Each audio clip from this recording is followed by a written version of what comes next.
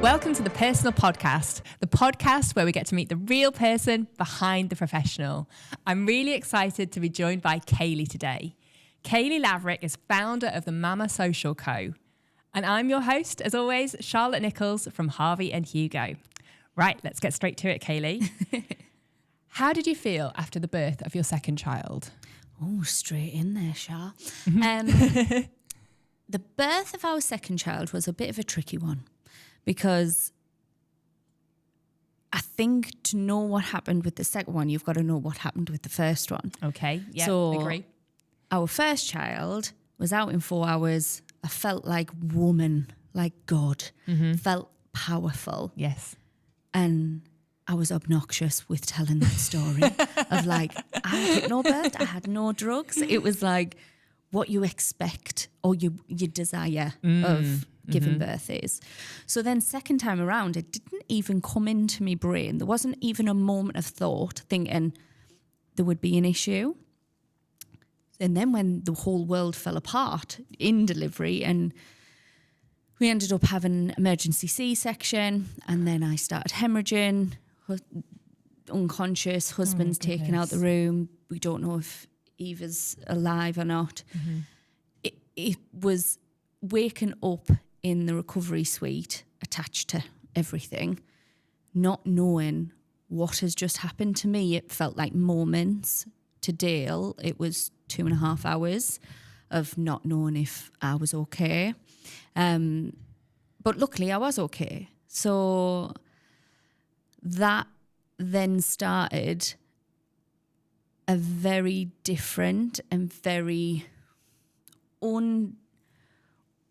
what's the words I'm trying to do? I'm doing this with my hands, viewers, when I'm pitter-pattering the air. It took me on a journey that I didn't want to go down or thought I needed to go down. But in hindsight, it was the best thing that ever happened to me because of the birth of Mama Social Co. So in losing Kayleigh 2.0, which 1.0 was before Fred, 2.0 after Eva. Yeah. Leaving her to then get to this version of me I'm very proud of it. Yeah, I'm not surprised. You're doing incredible things. We'll talk about that a little bit more later. But so in that moment, that must have been so scary. How did you cope with it all? I did what you shouldn't do. Okay. Which I am a very proud person and I always think I can handle and do everything myself. And because I couldn't express what the hell had happened, and because as a mother, you always think, if I say this out loud, somebody might think that I'm an unfit mother and come and take the kids off me. Yeah. So a lot of it I didn't speak about. Me and Dale didn't talk about really in depth the birth of our baby until the fateful day where I tried to commit suicide. So for 5 months, I hadn't even thought about his perspective. I didn't know that he was witnessing everything because you're just in your own head and thoughts about it. Yeah. So yeah, it was a crazy time. Bless you. So did you have postnatal depression? Yeah. So what started off as this night terror type stuff then quickly came into postnatal depression gets a bad rap for like mums who don't love their children or don't feel anything for their children. That wasn't it at all. Mine was, it felt like I was in a dream.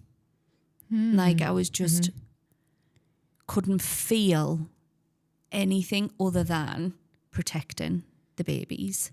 Yeah. And I remember sitting like nipping myself sometimes thinking, if this isn't right, if this isn't a dream, I wouldn't be able to feel this.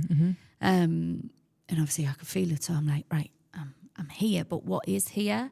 And there was a lot of reflection and a lot of disassociation with how I was feeling, of this loneliness, this pit of nobody gets it. Because one, I'm not saying anything to anybody. So I was my own worst enemy. Yeah. But also nobody else is feeling like this. But then when you speak up or you create something or just become a little bit more vulnerable, Yes. you see how the world opens up and everybody, not everybody, but A lot of people. Somebody had said I did a guest speaking post a few weeks back, and somebody had said, what you experienced is not unique. And I was like, I know. She was like, but then how did you create that? Like what was the next steps of creating Mama Social Co? Yeah. And I was like, the sheer desire to not let anybody else experience how I experienced. We lose too many parents, not just mothers, but dads as well, to postnatal depression. And if there's a space that we can provide connection, that was the thing I was lacking. Yeah. Not that I didn't have a support network around us or extended family and friends that really loved me, but it was the like-minded in the trenches at the same time. Totally. That I needed more of that to feel that my reality was justified. Yeah. Does that make sense? Oh, totally. Making everything valid for you. Yeah. I think, I definitely felt that I needed validation while I was in that space. And then other situations that I've been through since, you absolutely crave it. And, you can speak to people who've been through it and like, oh yeah, it was a tough time. But it doesn't almost help because our brain sanitizes things for us in the future. Otherwise we'd never do anything. We just become like trembling wrecks and not do anything. Yeah. But it's almost like you need to speak to people in that moment, going through it or very recently have gone through it so that they understand. So, but you didn't experience any of that with your first child? No.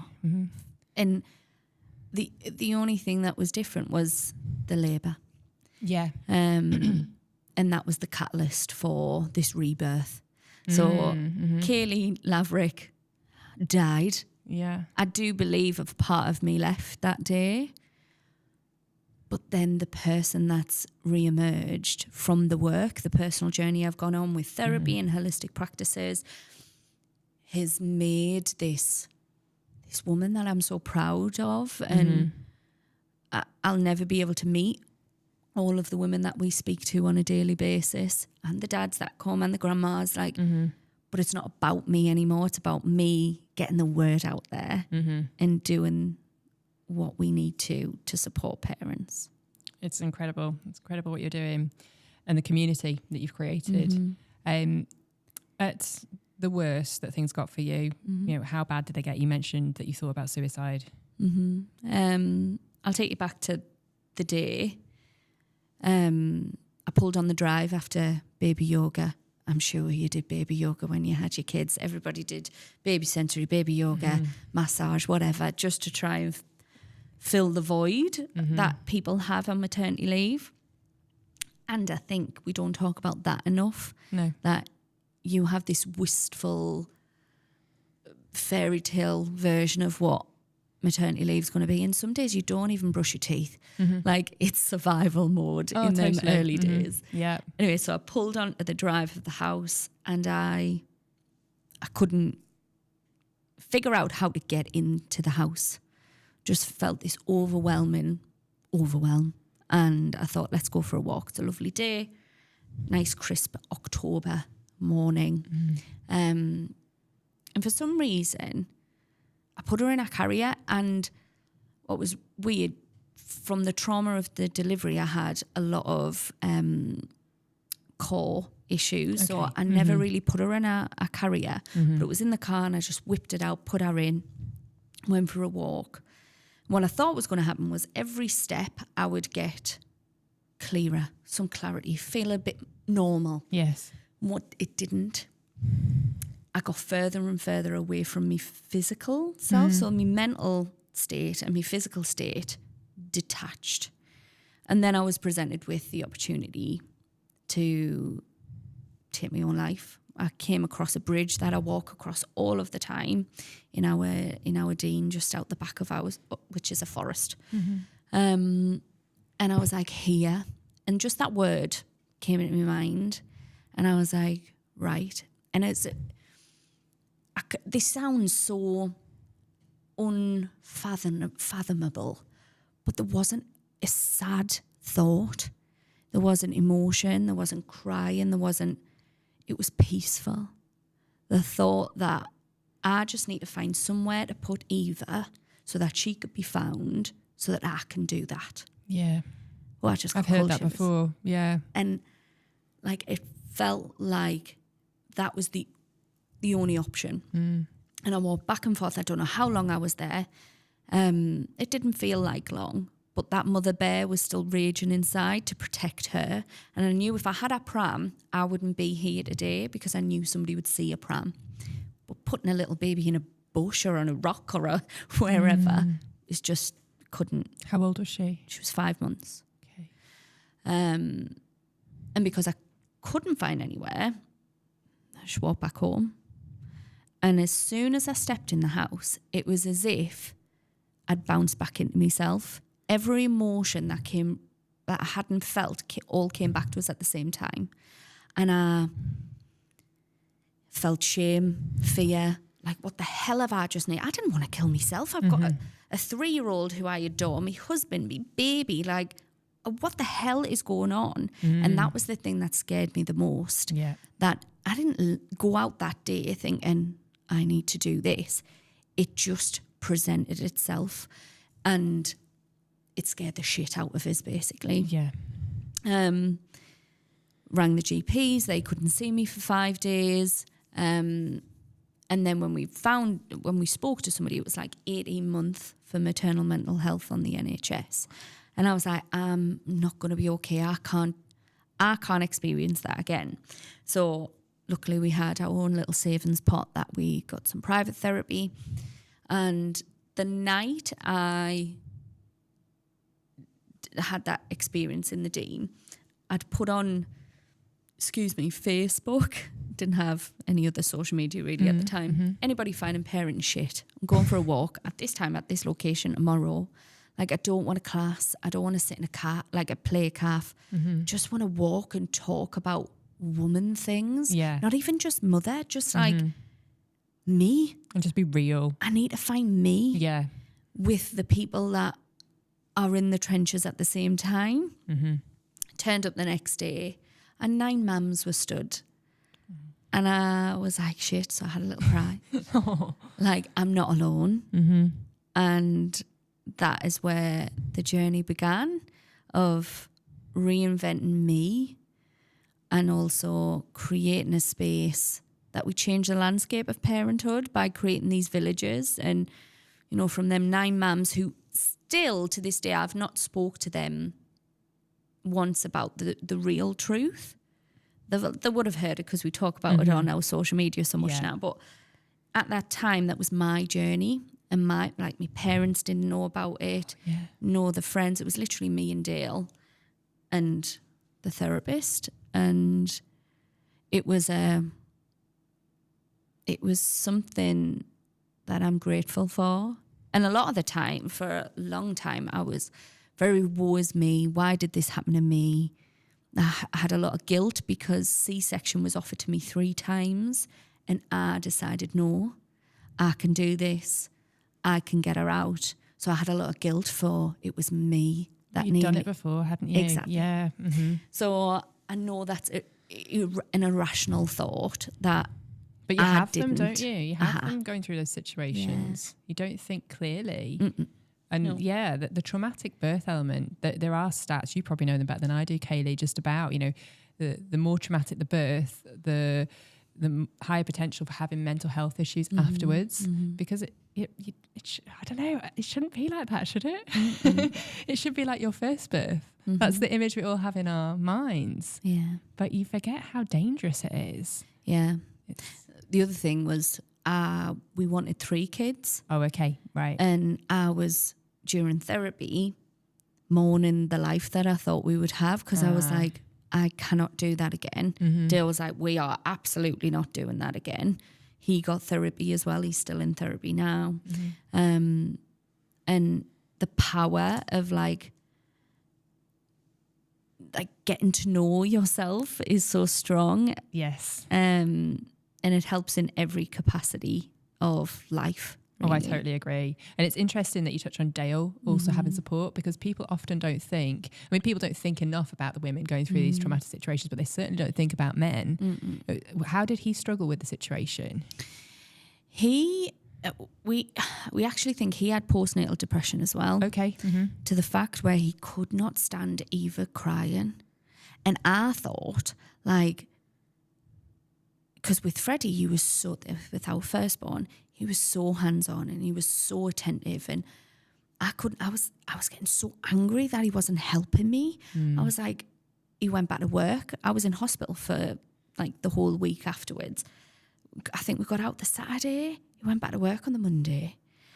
Like, I couldn't even wipe my own arse. Like, he did help with that. He was amazing with that. Brilliant. But it was like, I had, if we didn't have my mum and Dale's mum around, like, he needed to be away. Just escape the situation. Yeah. And like I said, we didn't talk about that day for 5 months. And it was, we were talking about it in the office the other day. Like, it's 1 in 10 women have postnatal depression. Okay.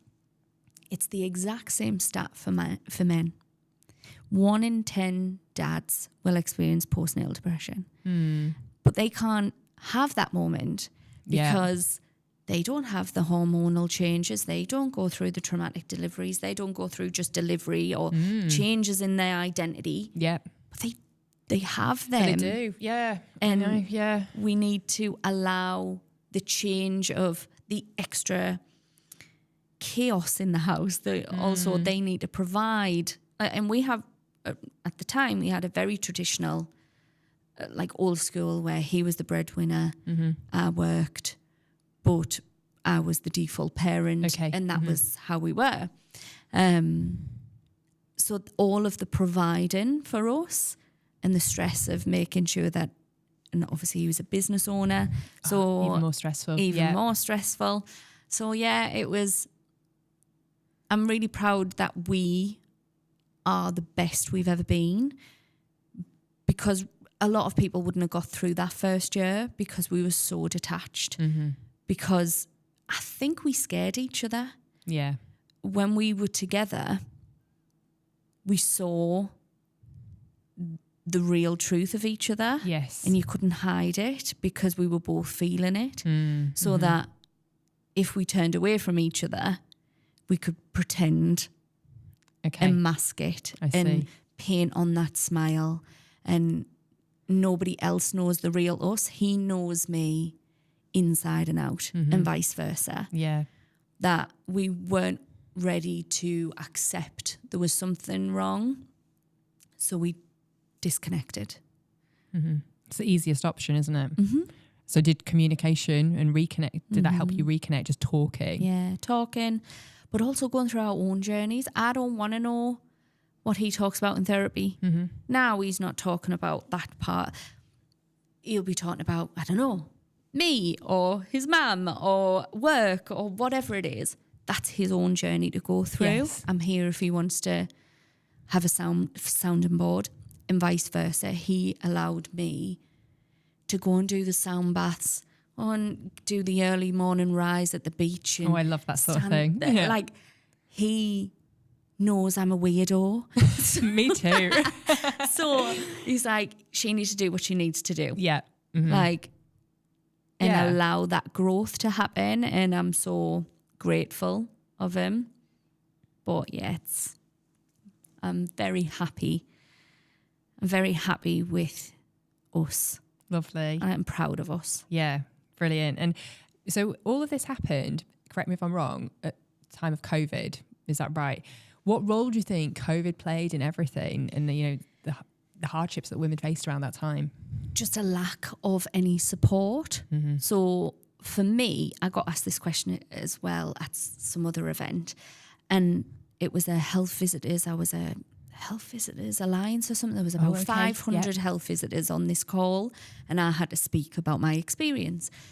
And it was as if like they needed to address things, to do change, And I said, luckily yous were crap because I had a very traumatic delivery. And after 9 days, I didn't see a health visitor up until 2 years. Wow. And if I'd had the support, Mama Social wouldn't exist. That's true. So I know I had to experience everything in the horrendous way that I did to be able to be providing such a space for people. But it's not okay to have experienced it in the first place. Mm-hmm. And I think it was on the 8th day a health visitor came out, and I don't know what I was saying or what I was doing, but she must have red flagged me, because then in the afternoon I got a phone call saying, could you come to the community hospital? We want to do a check over with you. I was like, I can't get out the house. And they're like, no, come on down. So me and Dale went down on the I think it was the Monday morning. And it was all about how are you feeling, and talking about my mental state. And it's been said here that you were worried that Dale's going back to work, and then no other contact. So they were aware that something wasn't right. That's madness. Because of the lack of, I don't know, funding, my health visitor had retired in between, like, I don't know, me delivering and then in the 2 years. Yeah. So there was what actually happened is I got a phone call saying Eva hadn't had her immunisations. Right. And I went off it. Mm-hmm. I was like, how dare you phone me to push me to do injections when nobody even knows she's alive? Like, nobody know. Like, you have not checked in on me, checked on this poor lass on the phone. She was like, oh, I'm just a locum. I'm from Teesside.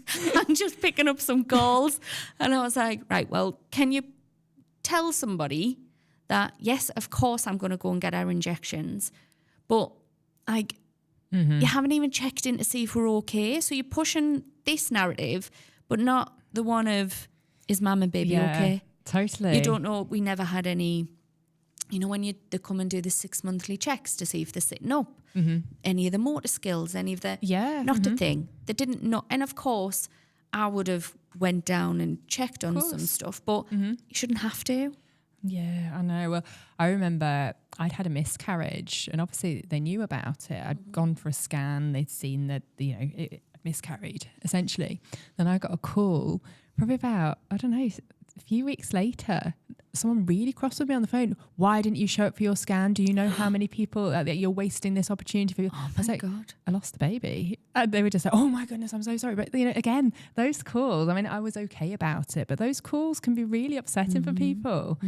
But yeah, it's a hard one because obviously they're trying their best, but it's just not good enough. Right now they're not helping people, and obviously then you need to create communities for women. I think the system's broken though, Charlotte. I think so. I don't think these incredible women, the staff of the NHS, have enough support. Yeah. So they can only do what they can do.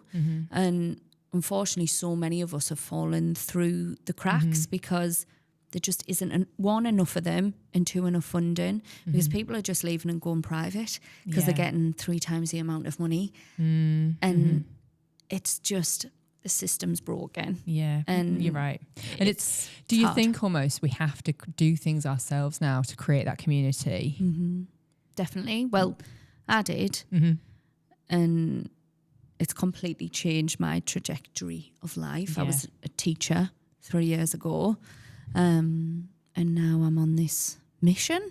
I don't feel like it's a business. Of course it is. But like, I feel like I am on the listeners, I just threw my hand forward like a dart. Like, I just want to make sure that nobody is alone and isolated. 85% of new parents feel in that first year that 85% of people identify as being lonely. and 42% identify as being isolated. That is massive numbers. And they're talking about the loneliness epidemic since COVID and in youngsters and the digital currency that we're all like taking and really having a detrimental effect on us. But as mothers, we're in charge of the next generation of humans. Yeah. And if we're not happy, healthy, sustained, the whole ecosystem below us falls apart. And I am testament to that. I know that we were so close to losing everything as a family, that if she is not okay, then nobody else is. And the journey to recovery is powerful, but you got to want to do it at the same time as well. Absolutely. And own it. And it doesn't mean that you need to be shouting it from the rooftops. Now I can, because I feel really powerful in telling that story. But like I said at the start, I don't know if we were airing that, but there is a lot of things that I won't share because that's still my personal journey. Stories are at the heart of the Personal Podcast, and we're so grateful for everyone who comes on and shares them. Stories are also at the heart of a strong PR campaign. And at Harvey and Hugo, we believe that everyone's story deserves a chance to be heard. That's why we're on a mission to give you a voice amplified through the power of story. Our stories are shared in the form of press releases, social media, content marketing, videography, photography, animation, graphic design, and podcasting. Our stories aren't just heard, they're shared, watched, clicked, but most importantly, they are felt. It's this stirring of emotions that cuts through the noise to light fires within people and activate them towards your purpose. So one question for you. Are you ready to share your story? Harvey and Hugo, your voice amplified. Going back to the loneliness side of things, why do you think people are suffering with it? It seems like more so now, or maybe we're just more vocal about it than in the past. I think in mothers, it's an identity shift. You have lived potentially 35 years in one version, and then I remember with Freddie, it was more of a identity shift with Freddie where I was like, why is nobody coming to get this baby? Even though I was bossing life. But I was like, I have to think about somebody else until I die. And it was a real...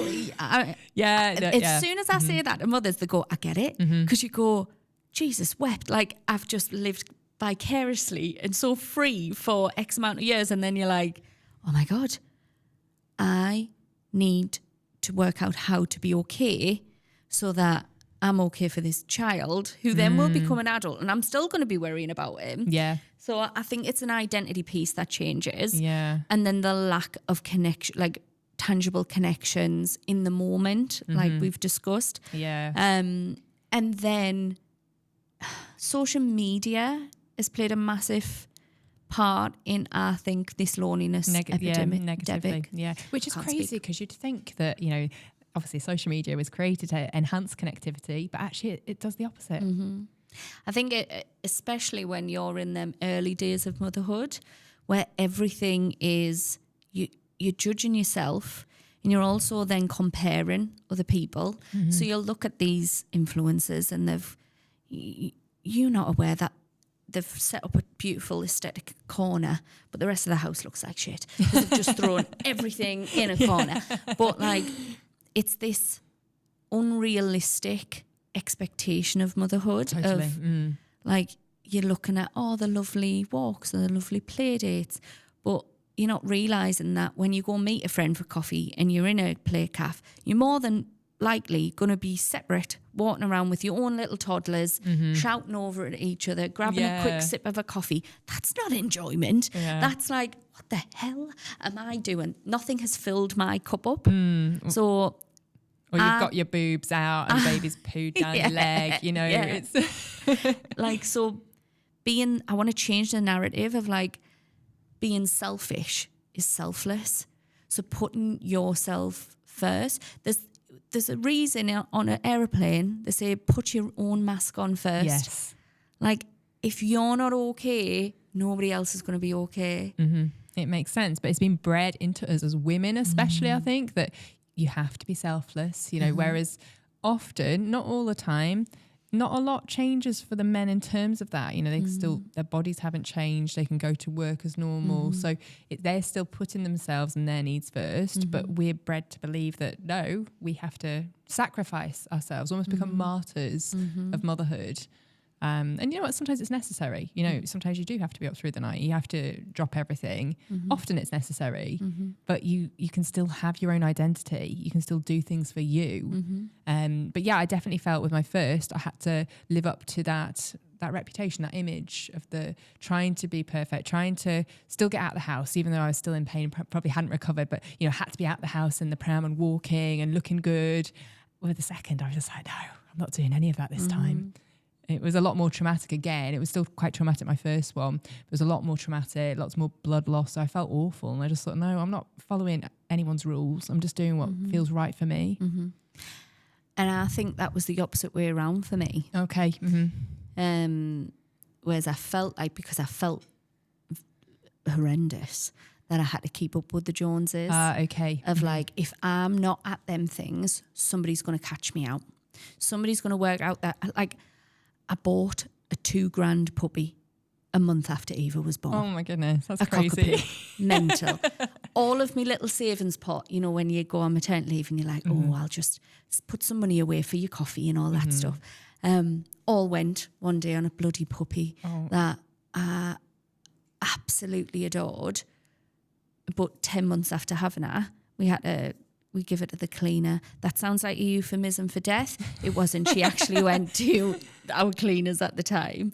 And I still get like monthly updates of how she is. I'm looking after a puppy's tough. I've got one at the minute. It bites me all the time. It's obviously in a nice, friendly way. Yeah. It's just hard work. And on top of having a baby, a 1-month-old baby. Mad. Yeah, you clearly weren't thinking straight. No, I was not well, Charlotte. Oh, bless you. But I think that's the problem as well with motherhood, maternity leaves, pregnancies. They are so different for every single mother or soon-to-be mum, because a lot of my maternity leave was trying to check emails, I still run my business. You know, I say I was doing nothing with my second, but I was still at a business event a week later, and I look at the pictures and I look like I'm going to die. And here I thought I was doing a great job, but clearly not. Yeah. So, you know, for me, but I still felt that loneliness despite being surrounded by people. I'd still be going to some networking events and everything on an evening, and surrounded by lots of friends, going on lovely play dates, but you still felt lonely inside. And it's like, well, what's wrong there? It's the FOMO as well. Like looking at your girlfriends that are going out or what, like all of that stuff, or work things. I bet that networking event you didn't need to go to. Oh no, I didn't. But you just felt like you wanted to show up. I felt that pressure. I felt that pressure as a female business owner. I wanted to have show it all. Yeah, and I wanted to show that I hadn't changed as well. There was some clients saying, oh, you won't want to be doing any of this. I was like, well, I'll show you. I'll be there. And I felt I had to be as well. I felt I still had a responsibility to make sure my business was doing okay throughout it. So, yeah, I felt a lot of pressure to be there and kind of be seen. Yeah, so it was tricky, and it was stressful, because all I really wanted to do, even when I'm checking emails while she's breastfeeding, I would never kind of check emails instead of like watching her play. But while she was breastfeeding, it would have been lovely to just sleep or relax or watch something. But I was like, no, it must work. So yeah, it's so different, the experience for a lot of people, but there's still that underlying tone of loneliness and almost that, am I doing a good job? Am I being a good mum? That constant questioning. I think though society is broken a little bit, where I might get a little bit of hate for this, but I feel like we as women have been told for a very long time that we can have it all.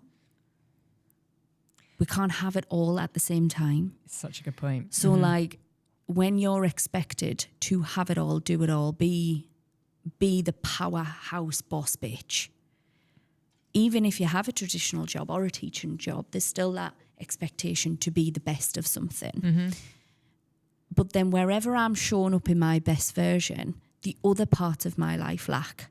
Totally. And I only now know that I can have everything, but I can't have everything at the same time. So I need to put my energy into the thing that needs me in that moment. And I was saying before we came on a night now, after tea, it's such a simple thing. We have taken all the devices, even like not watching telly before bed, like, and it's changed the kids' behaviour, and I feel like we're more connected.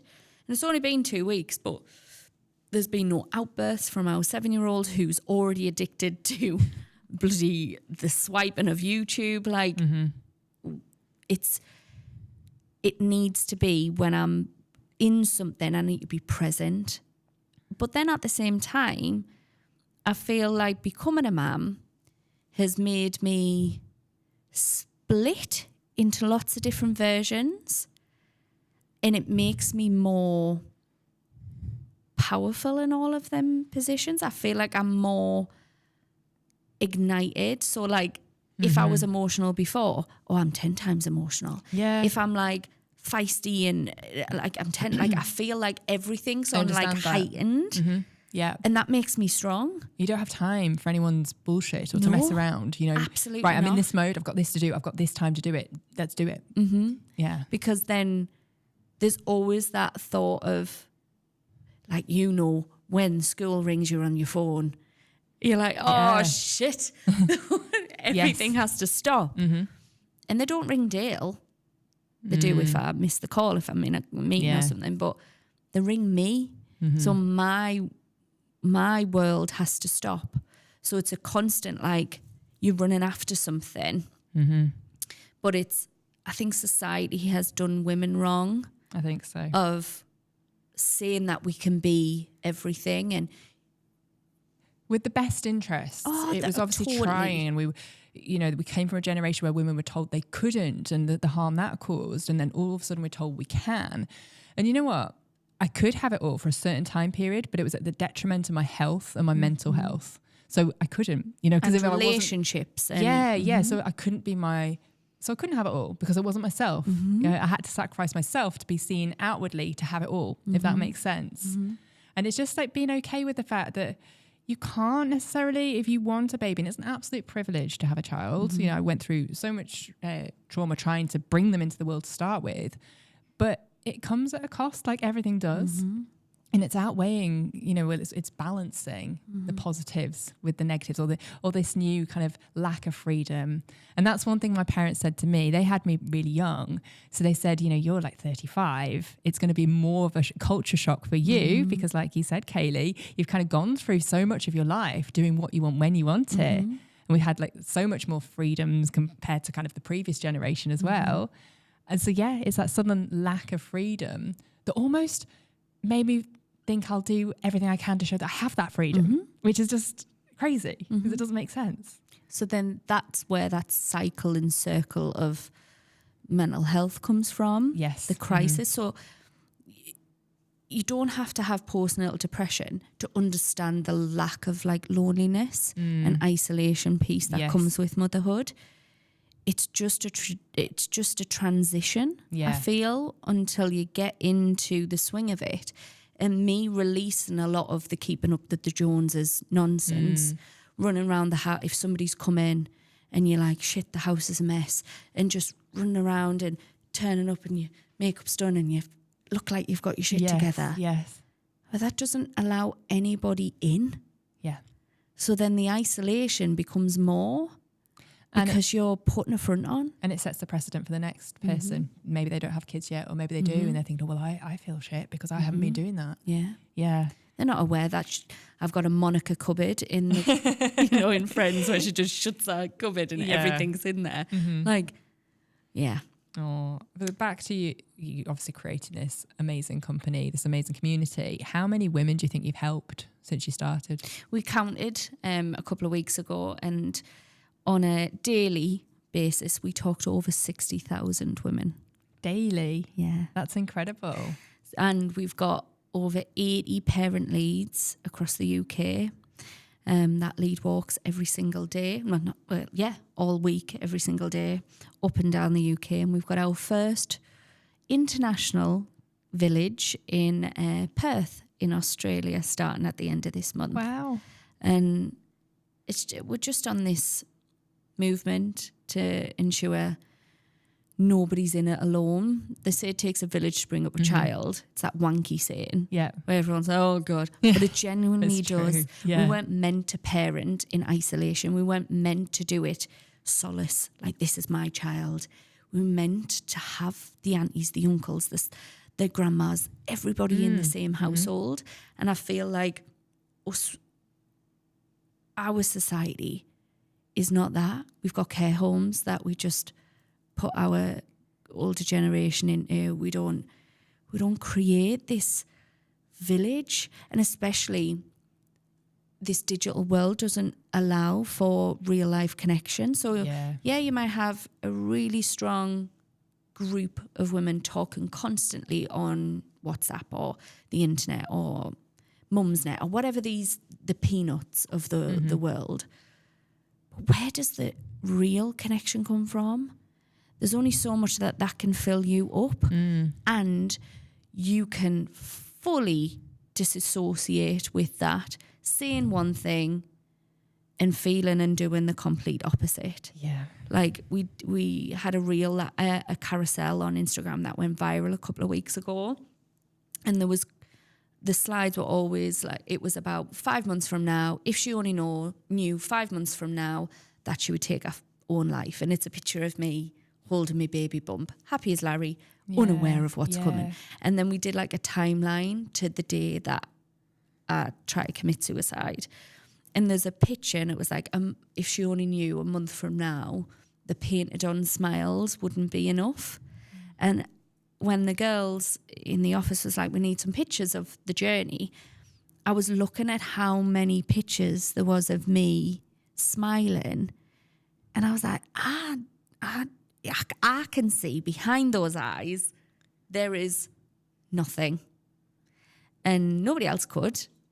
And it's allowing them conversations to be normalised. Yes. It's getting rid of the expectation of something and just being okay with being however you are on that day.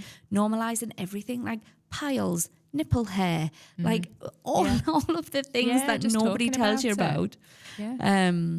Is just that connection, real life connection outweighs absolutely everything that any other space can provide.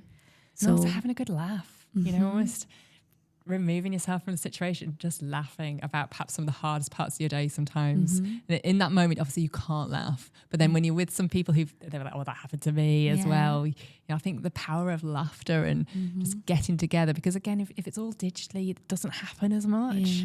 So and going back to the village thing, absolutely. Maybe the women that had a village said that women can have it all. And maybe we can have it all if we have that village. And maybe that's the thing that's fell apart to stop us having it all. So I love that you're recreating the village. How are you recreating the village? Well, it's not us. Okay. We facilitate. We can't do anything without our parent lead volunteers. Okay.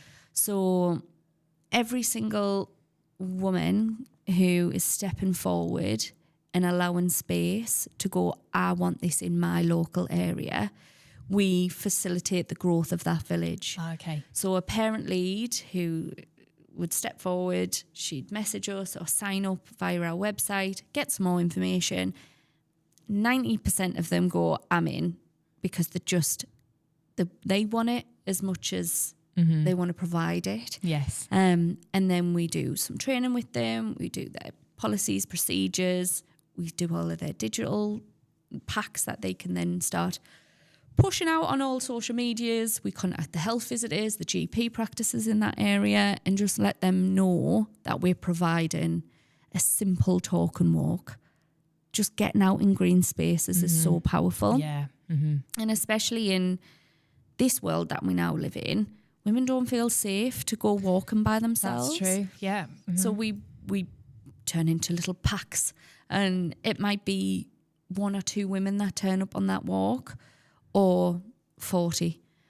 But it doesn't, what I always say to the parent lead is, it doesn't matter if there's 20 or 1, you're providing support for that, them people, whoever they are. And word of mouth is powerful, and it just grows and grows and grows. And it's just, from there, they then go into a WhatsApp group, and they have that like 24-hour availability of that village. Yeah. And it's lovely when you see online that they're going out for mum's night out or a brunch and they're just creating their villages. But you've helped that. You must feel so proud. Yeah. When will you know that you've truly achieved what you set out to? When I never have to explain who Mama Social Co is. Mama Social Co should be a staple organisation that every mother knows about when she leaves hospital. The bounty box. Yes. Yeah. Everybody knows what bounty is. It doesn't even, I'm sure you don't even get it free anymore. I think you have to purchase it. I'm not too sure. Yeah, but I know what it is, and I got one. I got one with Freddie, and I don't think I got one with Eva. Yeah, I don't think I got one with Camille. Yeah. Like, that staple, you know what it is. You know that it's a service that's there to provide connection. Yeah. And the thing that makes us stand out from all the other organisations are we don't ever charge for the work that we do. So all of our members get it for free. Connection should be for everybody, not just who can afford it. Oh, it's lovely. So, and I don't know how many times I've had conversations with investors, VCs, all these big honchos going, you need to charge for that part of the business. There's your sustainability outright. And I'm like, I actually said in one meeting, have you been listening to me for the last 30 minutes? I was like, I know you don't understand that there might be that one mother out there that can't afford £3 a month. And if she can't afford it, she's not now allowed to come on a walk, and then she's alone again and isolated. No, that part of the bread and butter, the reason we started was for connection. And I really, truly believe that as a society, we should be helping to sustain that.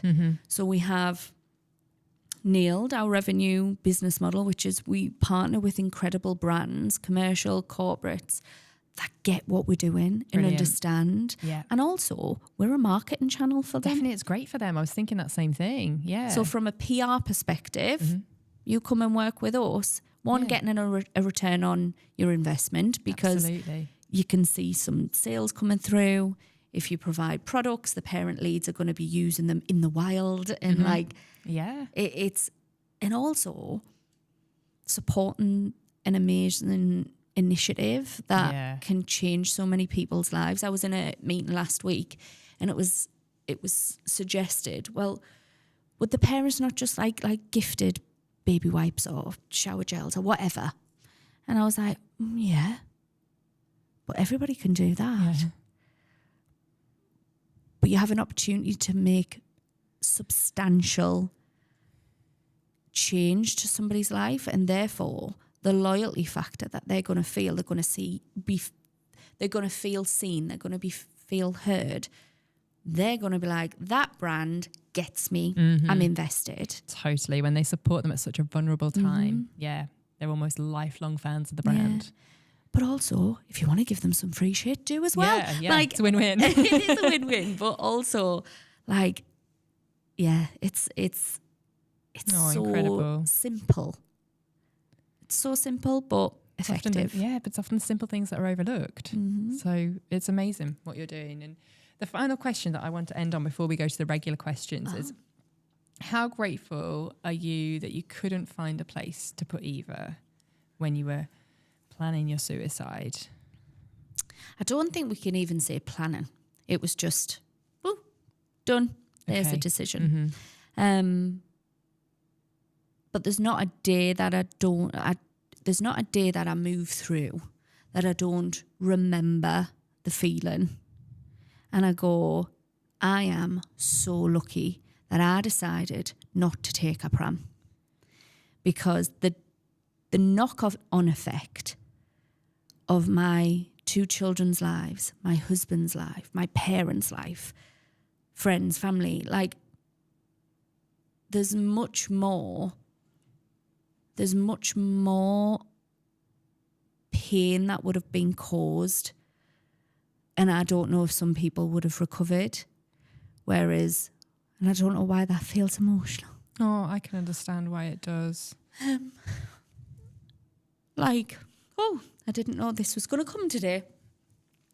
So, get back in the room. It's okay. So, I know that I was the person to change the narrative of my own existence. And I know some wouldn't have been able to move through it without. Oh, I don't know what I'm trying. Do you know what I'm saying? I do know There's what you're so many saying. thoughts and feelings of. Yeah. I'm so grateful for that experience because of what we're doing. But if I actually think of how close that was to change everybody. And the scariest part, I couldn't have gave a flying fart in that moment about anybody else except for Eva, who was attached to me. Do you know what I mean? Yeah. So, yes, I'm very grateful. And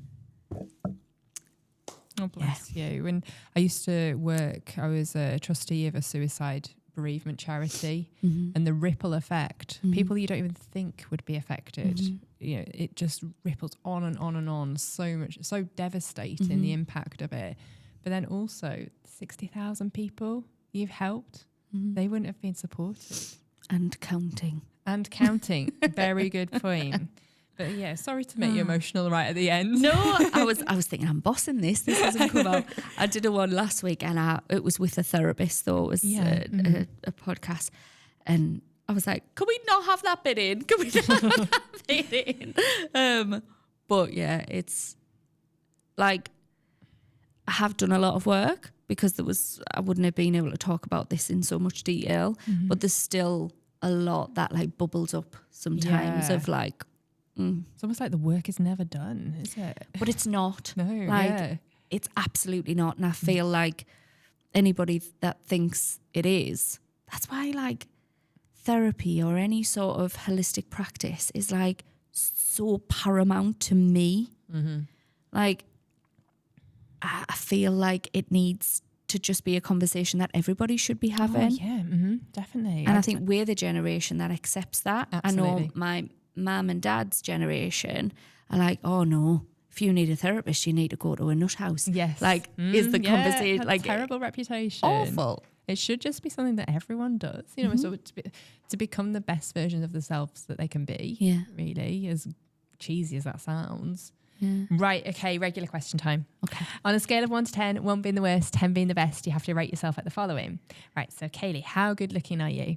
What would say the numbers again? 1's the worst, 10's the best. Okay. How, what? Good looking. Oh.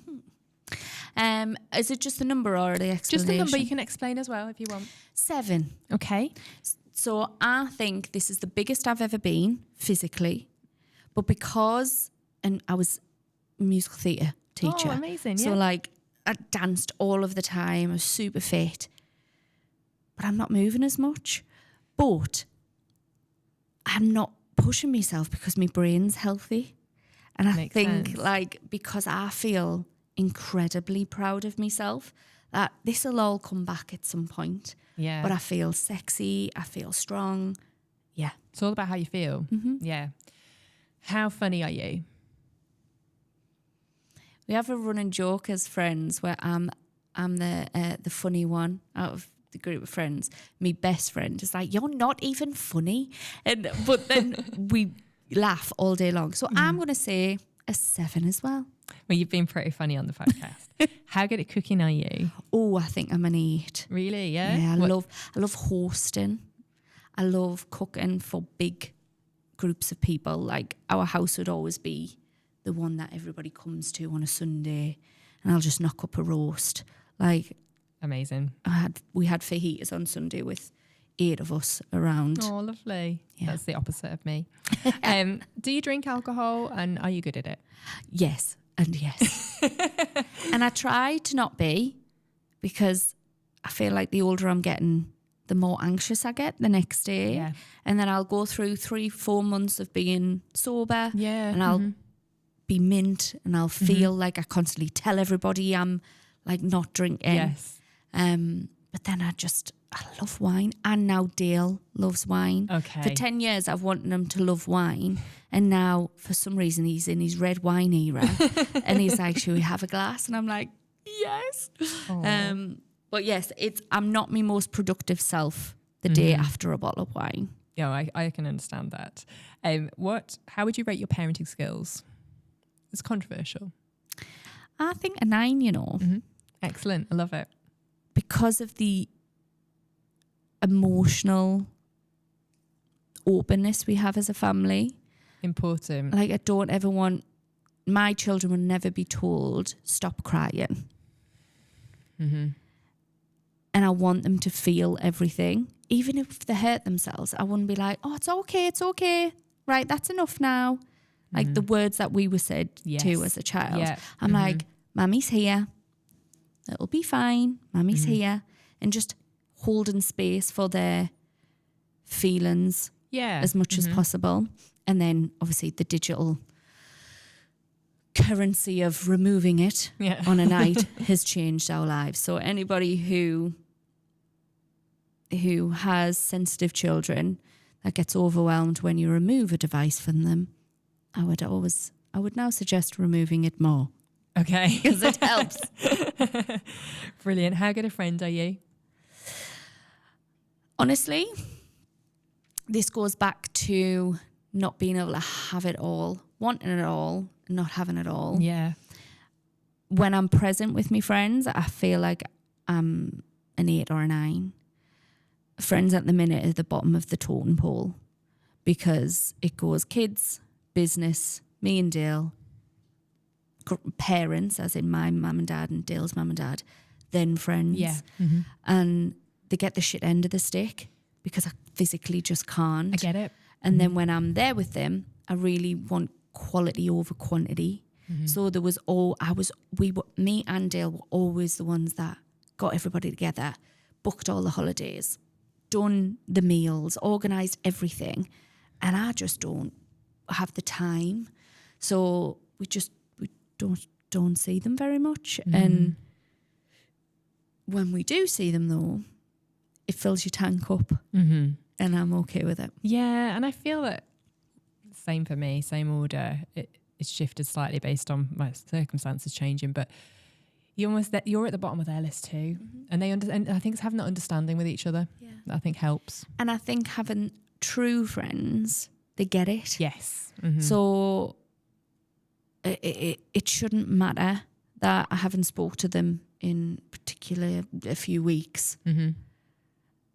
They know I'm there. Yeah, and it's just a phase, just when the kids are grown up, moved out, things will reshuffle a little bit. And we're in Hobbyville, as in our closest friends, they've all got, their kids are in tennis, they're in gymnastics, they're in running clubs. Yeah. Like on a weekend, like Sunday afternoons, like it happened on Sunday. It's the first time a couple of us got together since pissing Christmas. Like, it's mad. I'm like, hello, stranger, as they're just walking in the door. But that's what I love.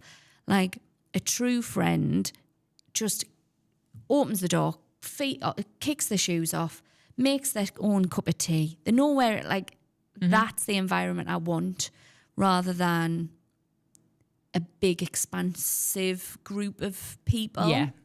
And what's funny is I've created these villages, but my village of the people I grew up with, Mama Social, they've all got their own thing.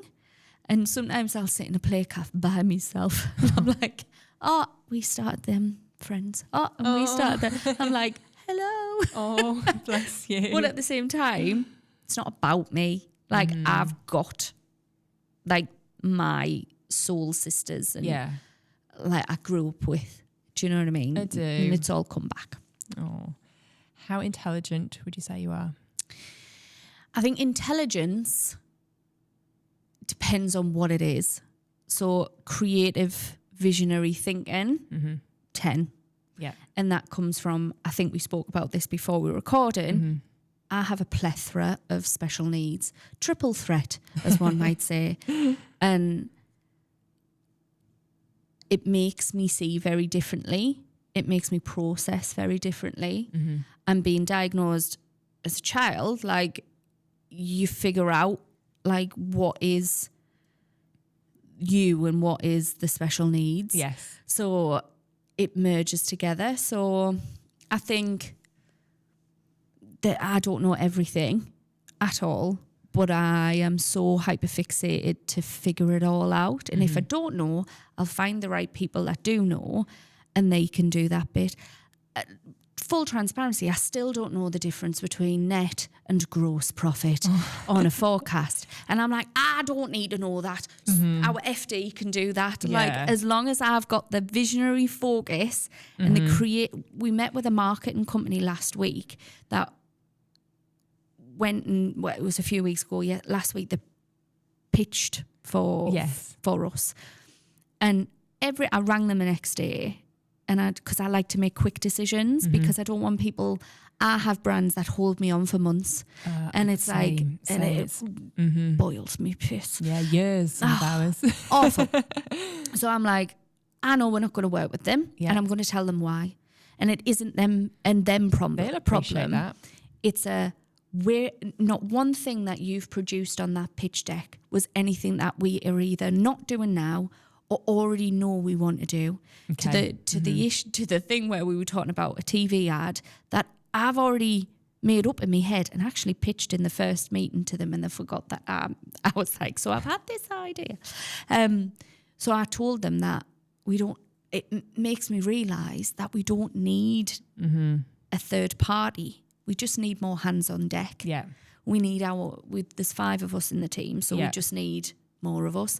So it depends on if you're going, Kayleigh, are you intelligent with numbers and language?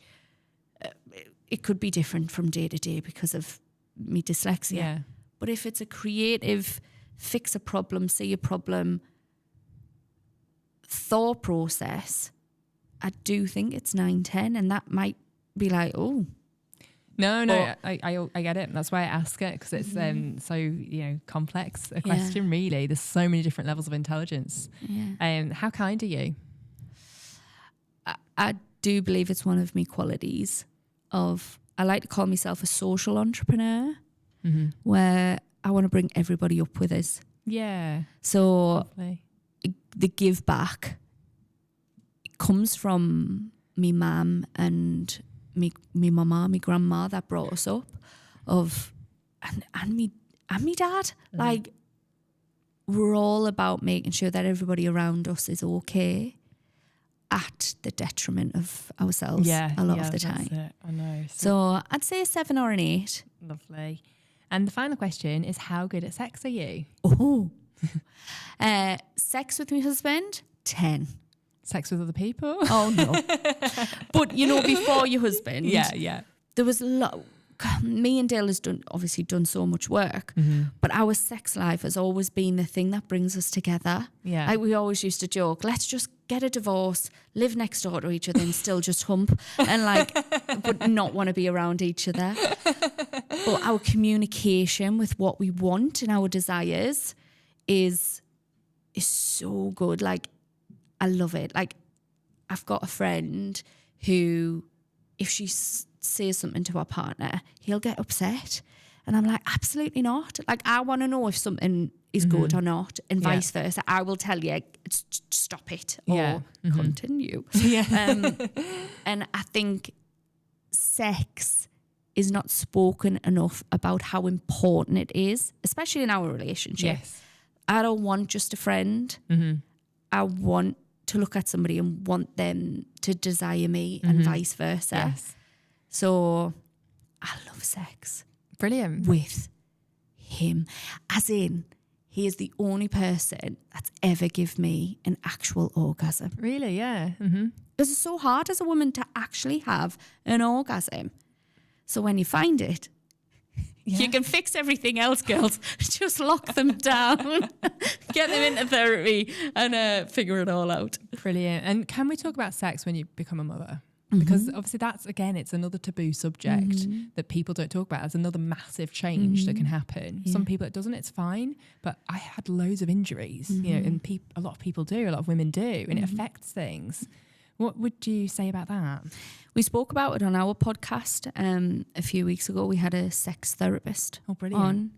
And we just need to know that there is no time limit when it comes to getting back in the sack or feeling good about yourself. And I know a few people might have done it a lot faster because they were keeping up with the Joneses. Their friends might have got back on it, you know, 6 weeks later, 3 weeks later, 6 months. Like, it shouldn't matter when we do it, as long as we're communicating to our partner the whys, then there is no time frame. You know, it's 6 weeks officially.